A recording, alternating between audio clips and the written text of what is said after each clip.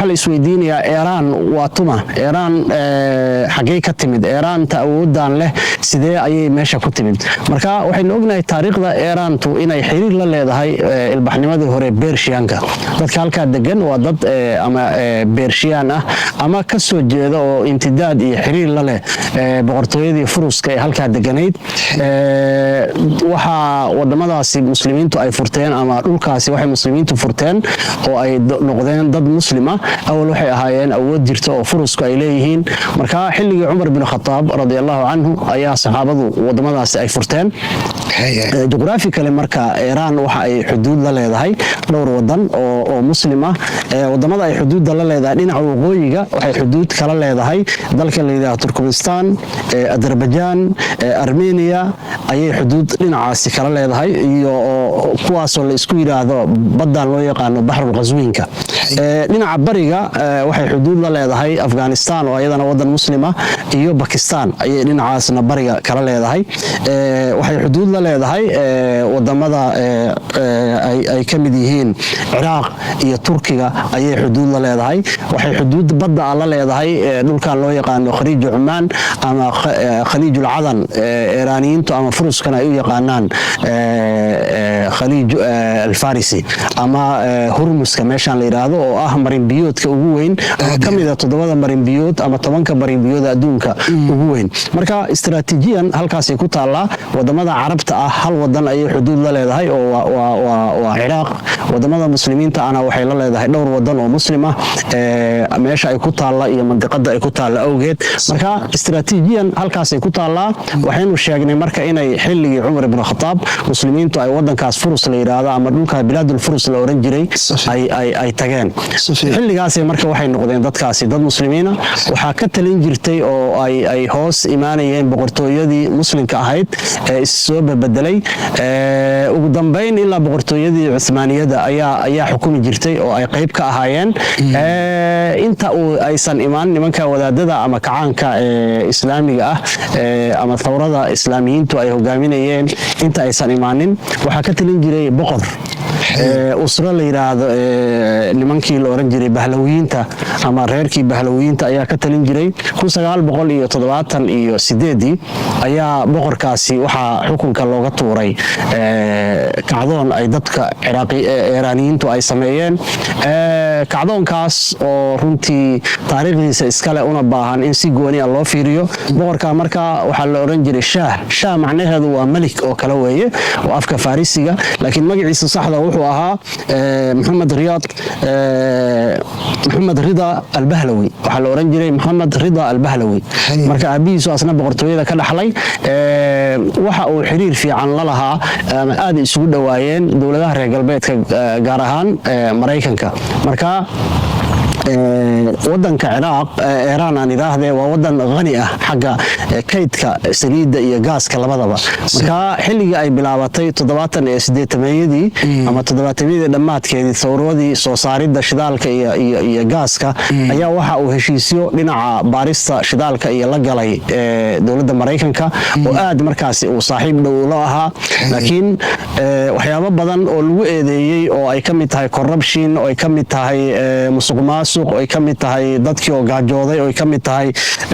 manhajkii lagu socday oo ahaa shiicanimada oo uu ka sii fogaaday ishtiraakiyadii iyo ilhaadkii iyo diin la'aantii oo meeshii ku soo badatay inuu xiriir dhow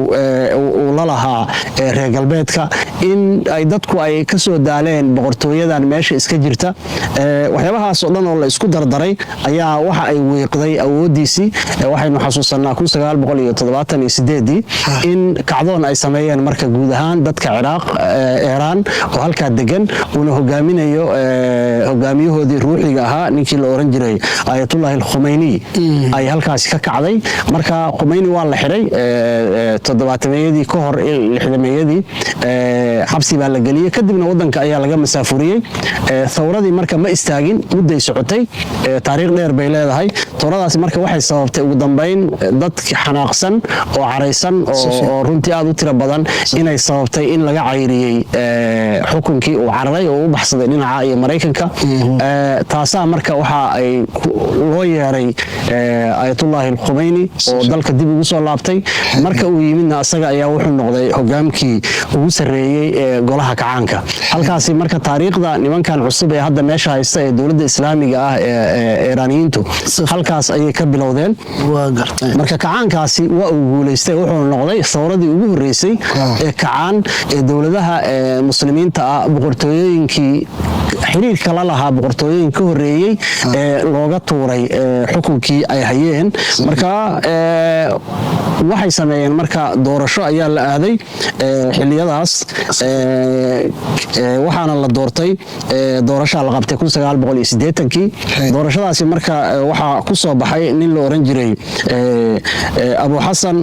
Bani Sadr nin la oran jiray ayaa la doortay madaxweynihii ugu horeeyay marka systemka iyo nidaamkooda uu dhisan yahay marka aynu fiirino waxa weeye al-murshid al-a'la ama wilayat al-faqih waxa inda shiicada loo yaqaano oo ah wakiilka waliga muntadirka ah la sugayo waxaynu ognahay ayagu inay kamid yihiin 12-yada 12-yaduna waxay aaminsan tahay 12 imaam in ay dhaxaltooyo isu haystaan oo Ali bin Abi Talib ka soo bilaabato ilaa Mahdi al-Muntadir uu u dambeeyo marka Mahdi al-Muntadir iyo Ali bin Abi Talib 12 imaam silsilada ayay haystaa oo soo marta Hussein oo soo marta Jaafar as-Sadiq oo soo marta halkaasi ka timaada marka silsiladaas ayay haystaan marka falsafada uu bedelay Ayatullah al-Khumeyni waxay ahayd shiicadu wilaayatul faqih waxa la dhahaa markii ugu horeysay asaga ayaa hindisay ama bedelay oo shiicadu waxay lahaayeen xukunka waxa qaban doona waliga maqan ee u dambeeya oo ah al-Mahdi al-Muntadir kaasa iman doona asaga islaamka hogaamin doona cadaalad muujin doona asaga iman doona marka waxa uu bedelay falsafadii ahayd qof maqan in la sugo waxaana uu yiri anagu waxaan wakiil ka nahay ninka maqan ee iman doona ayaa wakiil ka nahay 12 kuma jirno 12-yadii ama 12 imaan kuma jirno laakiin imaanka iman doona hadii la sugo macnaha lama helayo dawladda islaamka wax hogaamiya marka waxaynu dhisaynaa dawlad anagu aanu wakiil ka nahay imaamka u dambeeya aynu wakiil uga nahay sidaas marka fikradda waxa ku bilaabatay waxa la yiraahdo wilaayatul faqih ama al-murshid al-a'la li-thawra al-islamiyya hogaanka ugu sareeya ee thawrada islaamka marka xilligaas ayaa wuxuu qabtay jagadii ahayd inuu noqdo hogaamiyaha u sareeya ee thawrada islaamka Ayatullah al-Khumeyni 1989kii ayuu dhintay asagoo aad u cimriyay aad u weynaaday 90 ku dhawaaday 90 jir ku dhawaaday marka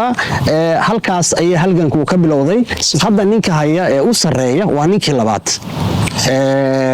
ninkii hore oo dhintay waxa la oran jiray Ayatullah Ruuxullah al-Khumeyni saasa la oran jiray laakiin hadda ninka haya waa maxay waa Ali al-Khamenei waxa laga yaabaa dadku inay isku qaldaan Khumeyni iyo Khamenei Khumeyni uu dhintay 1989 ayuu dhintay Khumeyni buu ahaa laakiin hadda waxa haya Ali al-Khamenei baa haya marka magacyadu waa isku dhow yihiin maxay yeelay magacyo kulligood Farisi ah oo isku dhow weeye marka xilligaasi marka laga bilaabo waxa fariistay oo saldhigtay dawladii kacaanka ahayd ee hogaaminayeen nimanka wadaadada ah ee ugu sareeyay marjica u yahay macnaha dowrka uu leeyahay murshidul a'la athawra al-islamiyya macnaheedu waxa weeye madaxweynaha dadka ayaa doorta asagu ma dhaco lama doorto wuxuu u taagan yahay amiirul muslimiin ama amiirkii muuminiinta ayuu taagan yahay dadka shiicada oo dhan ama shiicada Iiraaniyiinta ma khilaafi karaan warkiisa madaxweynuhu asagu ka amar qaataa ciidamada waxa la sameeyay qowlaya al-harath as-sawri ilaalada kacaanka islaamka ee barakaysan ilaalada kacaanka marka waa ciidan aad u tiro badan oo lagu tilmaamay inay 100,000 askari ka badan yihiin 100,000 askari asay ka amar qaataan taliyaasha ciidanku asay ka amar qaataan laakiin waxyaabaha ay kaga duwan tahay wadamada kale oo bariga dhexe waa maxay asagu ha u noqdo marjic diini ah laakiin waa dawladda kaliya ee bariga dhexe ku taalo oo inta aynu ognahay doorasho gasha 4 sano ama 5 sano waxa la aadaa doorashooyin oo madaxweynaha la doortaa baarlamaan baa la doortaa wasiirada la sameeyaa marka laakiin waxa marjic waxa soo dhan u ah